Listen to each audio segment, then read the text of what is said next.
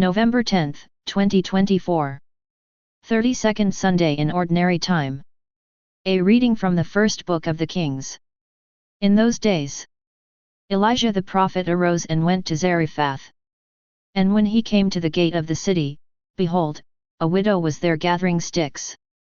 And he called to her and said, "Bring me a little water in a vessel, that I may drink."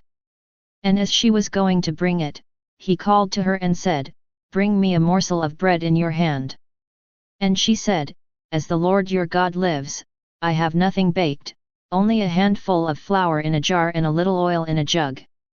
And now I am gathering a couple of sticks, that I may go in and prepare it for myself and my son, that we may eat it and die." And Elijah said to her, "Do not fear, go and do as you have said. But first make me a little cake of it and bring it to me, and afterwards make something for yourself and your son. For thus says the Lord, the God of Israel, the jar of flour shall not be spent, and the jug of oil shall not be empty, until the day that the Lord sends rain upon the earth." And she went and did as Elijah said. And she and he and her household ate for many days. The jar of flour was not spent, neither did the jug of oil become empty, according to the word of the Lord that he spoke by Elijah. The word of the Lord. Responsorial Psalm. Response: My soul, give praise to the Lord. It is the Lord who preserves fidelity forever, who does justice to those who are oppressed. It is he who gives bread to the hungry, the Lord who sets prisoners free. My soul, give praise to the Lord. It is the Lord who opens the eyes of the blind, the Lord who raises up those who are bowed down. It is the Lord who loves the just, the Lord who protects the stranger. My soul, give praise to the Lord. The Lord upholds the orphan and the widow, but thwarts the path of the wicked. The Lord will reign forever, the God of Zion from age to age.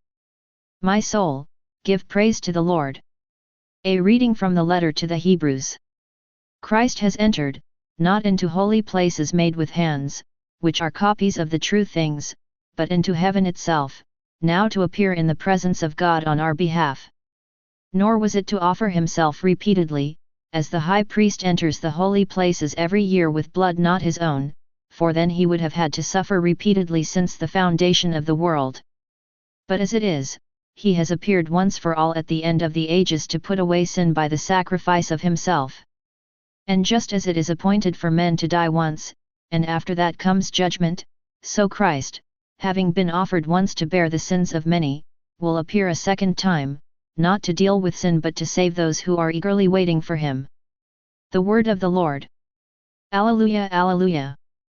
Blessed are the poor in spirit, for theirs is the kingdom of heaven. Alleluia. A reading from the Holy Gospel according to Mark.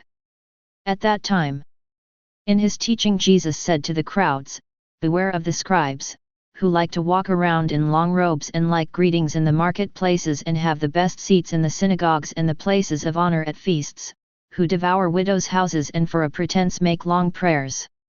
They will receive the greater condemnation."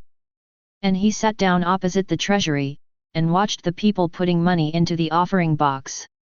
Many rich people put in large sums. And a poor widow came, and put in 2 copper coins, which make a penny. And he called his disciples to him and said to them, "Truly, I say to you, this poor widow has put in more than all those who are contributing to the offering box. For they all contributed out of their abundance, but she out of her poverty has put in everything she had, all she had to live on." The Gospel of the Lord.